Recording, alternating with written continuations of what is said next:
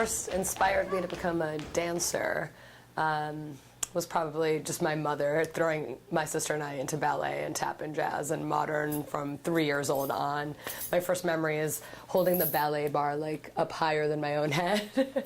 So I was born in New York, grew up in Cleveland, just doing all Western styles of dance, all ballet, tap, jazz, modern. And then around 14 years old, that's when I really fell in love with modern dance.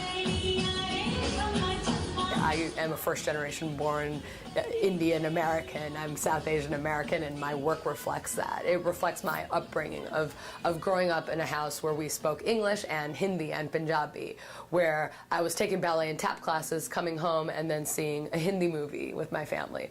Or I'm listening to hip-hop and rap and, you know, New Order on my headphones, and then I'm listening to the sounds of classical Indian tabla and flute coming out of my grandfather's room. What's exciting is to kind of bridge that gap between sort of the commercial and the concert world and also the cultural and concert world and create this sort of contemporary Indian dance theater where we can tell a story, really rely on our contemporary technical backgrounds, but bring in all of these influences that just have really affected my work. And what I love the most about it is that with our work, with Blue13, we really celebrate storytelling. And that's really what we borrow from Bollywood, from that cinematic, you know, that genre of dance. We take it from the stage and sort of transform it to create this artistic concert dance.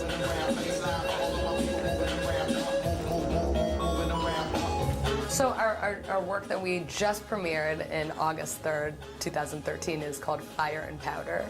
And this is my baby that we just created, and I absolutely love this piece. It's our new work for touring, and it's our contemporary Indian dance theater homage to Romeo and Juliet and West Side Story.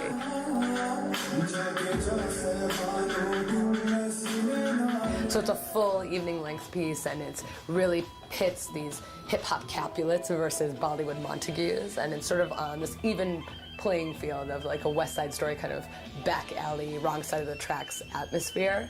And we really, it's very contemporary, but we're really showing not just the story of those star-crossed lovers, Romeo and Juliet, and them being torn apart by these two families, but also battling kind of the dance styles together. And I feel like everything in Blue13's history sort of led us up to this point.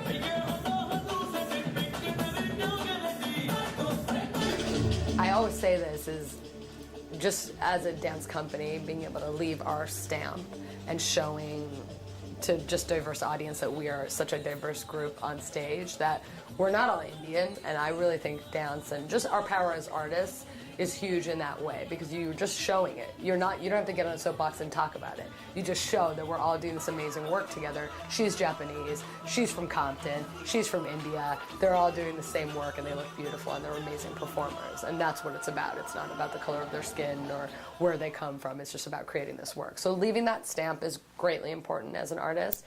And then, like I always say, is just that audience experience of reveling in sharing this experience of watching this work on stage with strangers and having that live experience. I mean, there's nothing like it. And I think it's really transcendent because you're sharing this with complete strangers.